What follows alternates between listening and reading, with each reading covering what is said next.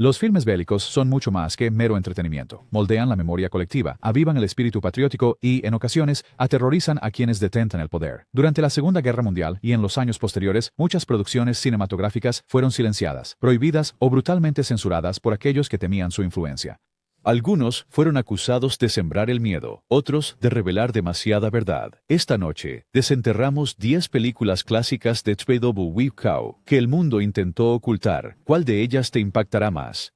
Número 10. El Gran Dictador, 1940. El Gran Dictador de Charlie Chaplin es hoy aclamado como una de las comedias más valientes del cine, una sátira atrevida que se burló de Adolf Hitler antes de que América siquiera entrara en la guerra. Chaplin, el icónico artista de la era del cine mudo, utilizó la risa como su arma. Él interpretó tanto a un humilde barbero judío como a un bufonesco dictador llamado Adenoid Hynkel, quien guardaba un parecido inconfundible con Hitler. Pero en 1940, esto ya no era una diversión inofensiva. Era un polvorín mundial. Muchas naciones aún se aferraban a la neutralidad y burlarse de Hitler tan abiertamente se veía como una imprudencia. Gran Bretaña inicialmente dudó en estrenarla, temiendo que pudiera enfurecer a los nazis antes de que estuvieran listos para la guerra. En Alemania y en todos los territorios ocupados por los nazis, la película fue prohibida por completo. Incluso en naciones neutrales como Irlanda y España, los censores lo consideraron excesivamente peligroso para su proyección pública. Detrás de cámaras, el propio Chaplin se vio sometido a una presión inmensa y constante. Los influyentes magnates de Hollywood le advirtieron que no debía, bajo ningún concepto, provocar a Hitler. El gobierno de los Estados Unidos, aún aferrado a su política de aislacionismo, temía que la película pudiera arrastrar a la nación americana a un conflicto bélico.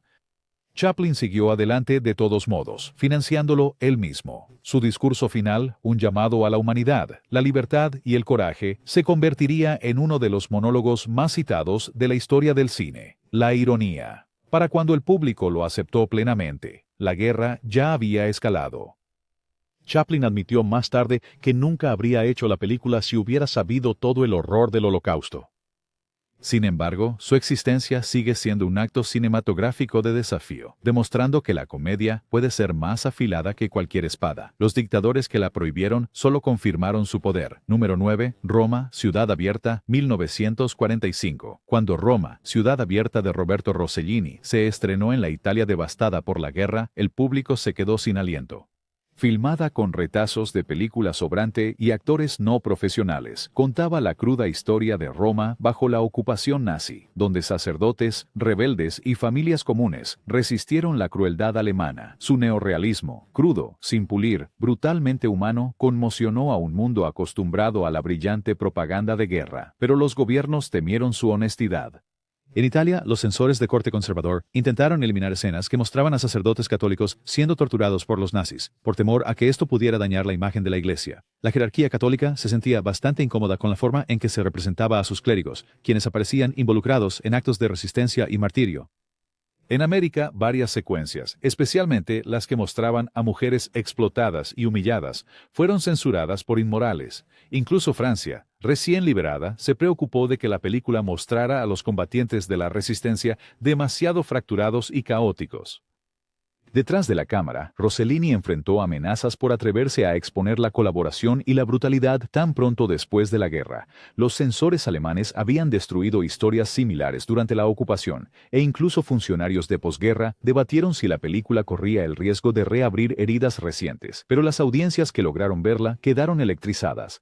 Era la pura y cruda verdad, capturada directamente en la pantalla, a diferencia de cualquier cosa que Hollywood estuviera produciendo. El legado de Roma, Ciudad Abierta, es verdaderamente monumental.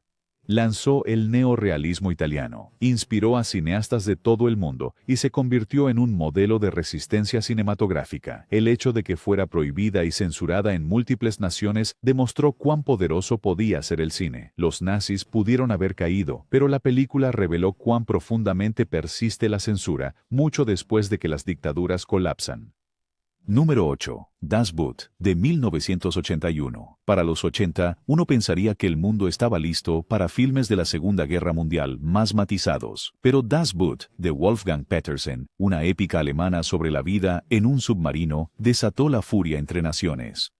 A diferencia de la mayoría de las películas de guerra aliadas, esta mostraba a los submarinistas alemanes no como villanos sin rostro, sino como jóvenes asustados y exhaustos atrapados en un ataúd de acero claustrofóbico. Su realismo era asfixiante. Las interminables horas de Aburrimiento, puntuado por terror repentino, la suciedad, el sudor, las constantes fallas mecánicas, pintaba la guerra como pura futilidad. Sin embargo, para muchos, esta humanización de los soldados alemanes era inaceptable. En Gran Bretaña y Estados Unidos, algunos críticos argumentaron que la película romanticizaba al enemigo.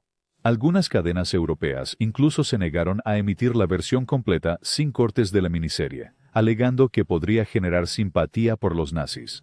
En Alemania, la reacción fue igual de feroz, pero desde la dirección opuesta. Grupos de veteranos acusaron a la película de deshonrarlos al mostrar miedo, desesperación e incluso cobardía. Algunos argumentaron que Petersen había despojado el honor y dejado solo la miseria. Los políticos debatieron si tales representaciones debilitaban el orgullo nacional. Detrás de cámaras, Petersen batalló por cada pequeño detalle. Los interiores oxidados de los submarinos fueron construidos con una precisión obsesiva. Los actores se vieron obligados a soportar condiciones de rodaje claustrofóbicas, a veces desmayándose por la falta de oxígeno. Para cuando se estrenó, casi había llevado a la bancarrota a su estudio, pero su legado aún perdura. Das Boot finalmente logró aclamación mundial, demostrando que contar la guerra desde el otro lado podía ser tan humano como inquietante. Las prohibiciones y los intentos de censura solo avivaron su reputación como una de las películas bélicas más implacables jamás realizadas. Su mensaje de que la guerra consume a todos, incluso a aquellos que la historia etiqueta como villanos, sigue siendo profundamente inquietante. Número 7. El puente sobre el río Kwai, 1957. El puente sobre el río Kwai de David Lean se recuerda a menudo como una gran epopeya. Con su silbante tema musical y su impresionante cinematografía selvática, ganó 7 premios Oscar y se convirtió en una de las películas bélicas más taquilleras de su época. Pero detrás de su triunfo acechaba una tormenta de controversia, censura e incluso una prohibición completa en partes de Asia. La historia sigue a prisioneros de guerra británicos forzados por los japoneses a construir un puente ferroviario en Birmania. El giro. Su comandante, el coronel Nicholson, interpretado por Alec Guinness, se obsesiona con construirlo correctamente, convirtiendo la cooperación con el enemigo en una extraña cuestión de honor. Para el público occidental, fue un drama fascinante. Para otros, fue considerado un insulto. En Japón, la película se enfrentó a una censura inmediata. Los críticos de allí la calificaron de históricamente inexacta y humillante, por presentar a los oficiales japoneses como caricaturas sádicas. Las autoridades prohibieron las proyecciones en algunas regiones, alegando que la película difamaba su imagen de guerra en un momento en que Japón luchaba por reconstruir su reputación internacional. En Birmania también, los funcionarios la prohibieron, furiosos de que sugiriera que los trabajadores y lugareños birmanos habían colaborado con los ocupantes japoneses. La controversia se extendió más allá de Asia. Incluso entre los veteranos aliados, muchos se indignaron por la idea de que oficiales británicos hubieran ayudado voluntariamente a las fuerzas japonesas. Los supervivientes de los campos de trabajo del ferrocarril de Birmania afirmaron que la película insultaba su sufrimiento al dramatizar juegos psicológicos en lugar de la brutal realidad. La producción de Lean fue igualmente agotadora. Los actores se desplomaron por el calor en las junglas de Sri Lanka y el enorme puente construido para la película fue destruido con una explosión en una sola toma que le costó al estudio una fortuna. Durante décadas, los debates se desataron. ¿Era antibélica o era una retorcida glorificación de la disciplina y el orden? A pesar de sus prohibiciones, el puente sobre el río Kwai se consolidó como una leyenda. Su controversia reveló una dolorosa verdad. Las historias de guerra cambian según quien las cuente, y a veces las epopeyas más celebradas dejan cicatrices que los gobiernos preferirían enterrar. Número 6. Fires on the Plain, 1959. Pocas películas se atreven a despojar a la guerra de toda gloria, pero Fires on the Plain, de Konichiwa, hizo precisamente eso, y aterrorizó a los censores japoneses. Basada en la desgarradora novela de Shohei Uka, la película sigue a un soldado japonés tuberculoso, vagando por la selva filipina en los últimos días de la Segunda Guerra Mundial. Es testigo de hambruna, deserción y el lento desmoronamiento de la moralidad humana. Lo que empieza como supervivencia, pronto desciende a la locura.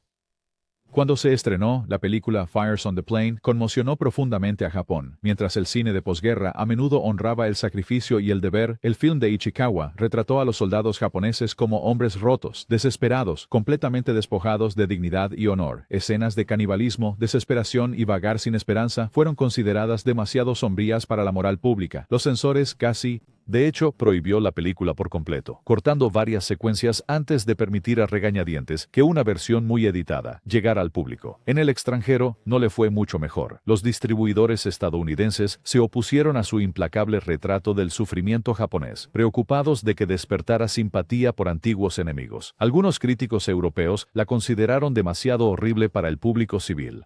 En varios países solo se proyectó en cineclubes clandestinos, ganando reputación de obra maestra inquietante, oculta al público. Detrás de cámaras, Ichikawa se opuso a la presión del estudio para suavizar la brutalidad. Filmó con imágenes desoladoras, cielos gris ceniza, figuras esqueléticas arrastrándose por el barro, selvas que parecían prisiones. Los actores soportaron dietas de inanición reales para parecer auténticos, acentuando la sensación de desesperación. Su legado, con el tiempo, Fuegos en la Llanura, obtuvo reconocimiento como una de las mejores películas antibélicas jamás realizadas. Su censura inicial solo magnificó su reputación, demostrando que las verdades más inquietantes sobre la guerra a menudo encuentran la resistencia más dura. La película perdura como un escalofriante recordatorio. A veces, sobrevivir es más aterrador que la propia muerte. Número 5. El triunfo de la voluntad. 1935. No todas las películas prohibidas fueron silenciadas por exponer la verdad. Algunos fueron silenciados por difundir mentiras peligrosas. El triunfo de la voluntad de Leni Riefenstahl sigue siendo una de las películas de propaganda más infames de la historia. Encargada por el propio Hitler, documenta el Rally de Nuremberg de 1934 con amplias tomas aéreas, multitudes coreografiadas e imágenes diseñadas para elevar el régimen nazi a un espectáculo casi religioso. En su momento, asombró a la audiencia con su maestría técnica. Incluso los críticos que despreciaban su mensaje admitieron que Riefenstahl revolucionó el lenguaje cinematográfico con sus ángulos de cámara y edición. Pero tras el Bouetsu, el triunfo de la voluntad se convirtió en un arma cinematográfica demasiado peligrosa para desatar. Los gobiernos aliados lo prohibieron rápidamente, temerosos de que su imaginería hipnótica pudiera seguir inspirando el fascismo. En Alemania, las proyecciones fueron prohibidas durante décadas, restringidas únicamente al estudio académico o militar. En América y Gran Bretaña, la película se proyectaba ocasionalmente en universidades como ejemplo de propaganda, pero nunca como entretenimiento ordinario.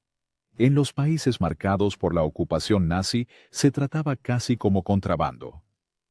Tras bambalinas, la propia Riefenstahl afirmaba ser simplemente una artista, no una propagandista. Sin embargo, los historiadores revelaron sus estrechos lazos con el régimen, y el papel de su película en la glorificación de Hitler era innegable. El poder de El triunfo de la voluntad no residía en sus diálogos, que eran escasos, sino en su espectáculo.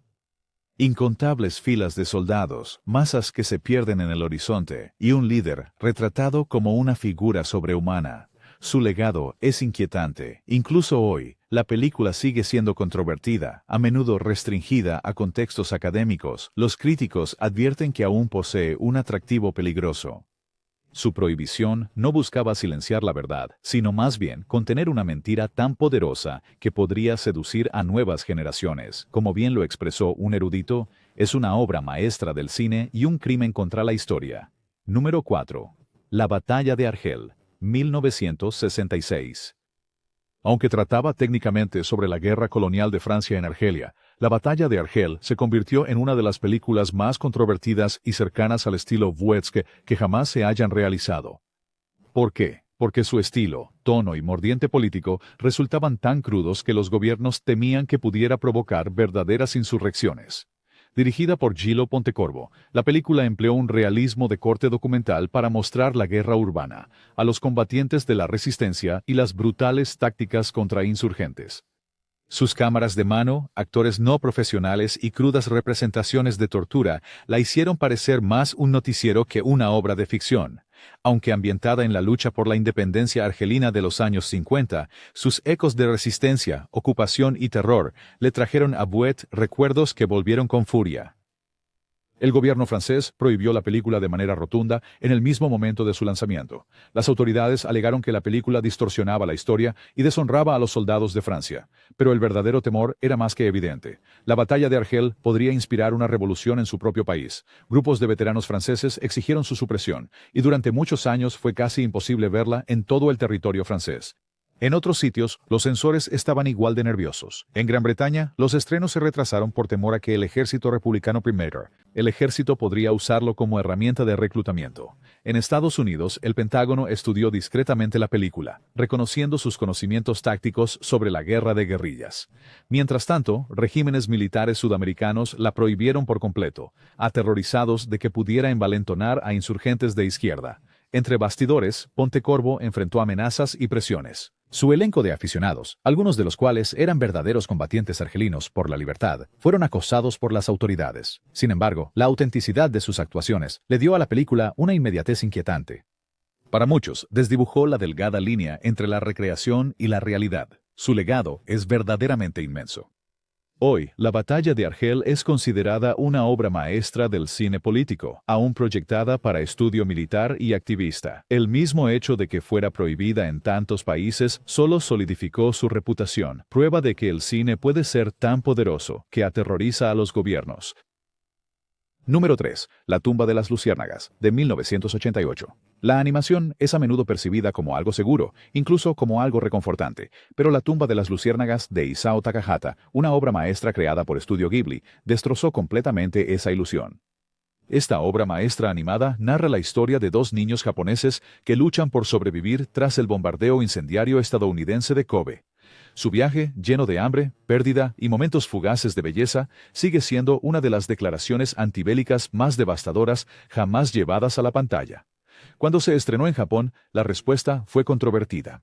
El público lloró, los críticos elogiaron, pero los funcionarios se inquietaron. ¿Por qué? Porque La tumba de las luciérnagas se atrevió a humanizar el sufrimiento civil japonés durante la Segunda Guerra Mundial, un tema que muchos gobiernos preferían minimizar. En el Japón de posguerra, los censores llevaban tiempo desalentando relatos que mostraban a la nación como víctima y no agresora. Algunas emisoras se negaron a emitirlo en televisión nacional, por temor a que generara debates incómodos sobre la responsabilidad. Internacionalmente, la inquietud continuó. En Estados Unidos y Gran Bretaña, los distribuidores dudaron. La película, al mostrar bombardeos incendiarios que mataron a miles de civiles, se consideró demasiado sensible para el público general. Algunas cadenas de TV se negaron a mostrarlo por temor a controversia sobre atrocidades de guerra. Durante años circuló en silencio, conocido sobre todo por entusiastas y críticos de la animación. Tras bambalinas, Takahata exigió un realismo crudo. Basó las escenas directamente en las propias memorias de guerra del autor Akiyuki Nosaka, incluyendo su culpa por la muerte de su hermana. Los animadores evitaron deliberadamente florituras fantásticas.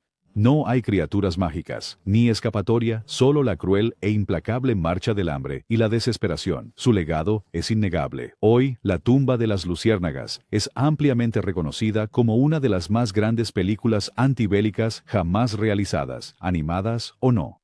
Su censura inicial solo profundizó su carga emocional. Un recordatorio de que incluso las historias infantiles pueden ser demasiado poderosas para que los gobiernos las enfrenten. Perdura como un eco inquietante de la inocencia, perdida entre las llamas de la guerra. Número 2. Ven y mira, 1985.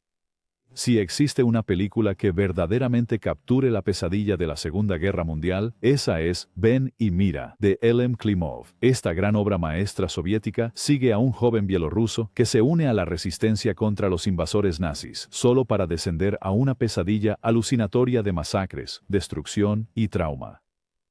Pocas películas en la historia han capturado el horror psicológico de la guerra con tanta crudeza. Al momento de su estreno, Masacre, Ven y mira, se enfrentó a intentos inmediatos de censura. En la Unión Soviética, los funcionarios gubernamentales debatieron si prohibirla o editarla de forma severa, temiendo que su cruda y realista representación de las atrocidades nazis pudiera traumatizar profundamente a las audiencias, o peor aún, resaltar los fracasos del liderazgo soviético en la protección de los civiles. En Occidente, los distribuidores también mostraron una gran reticencia. Sus impactantes representaciones gráficas de aldeas completamente incendiadas y de inocentes masacrados fueron consideradas excesivamente perturbadoras para su lanzamiento comercial. Algunos países lo prohibieron directamente, calificándolo de tortura psicológica en lugar de cine. La producción de la película fue tan desgarradora como su contenido. Para lograr autenticidad, los actores dispararon munición real. El joven protagonista, Alexei Kravchenko, fue sometido a terror real durante el rodaje, y su cabello, según se dice, se volvió gris por el estrés. Klimov llevó a su equipo a situaciones extremas, decidido a que el público sintiera lo que significaba vivir una masacre. El resultado fue una película tan devastadora que el público abandonó las salas en silencio. Muchos informaron no poder dormir durante días. Funcionarios soviéticos, aunque inquietos, finalmente lo adoptaron como una declaración antifascista, pero no sin antes retrasar su lanzamiento más amplio. En otras naciones, se susurraba sobre ella como un artefacto prohibido, proyectada solo en festivales selectos. Hoy, Ven y Mira es aclamada como una de las mejores películas bélicas de todos los tiempos, un grito cinematográfico contra la violencia. El hecho de que una vez casi fuera suprimida, solo subraya su poder. Nos obliga a encarar aquello que los gobiernos, los censores e incluso las audiencias, con frecuencia desean olvidar. Que la guerra es un infierno puro y sus cicatrices nunca se desvanecen. Número 1. La lista de Schindler. La lista de Schindler de Spielberg es considerada una de las películas más importantes jamás hechas sobre el Holocausto.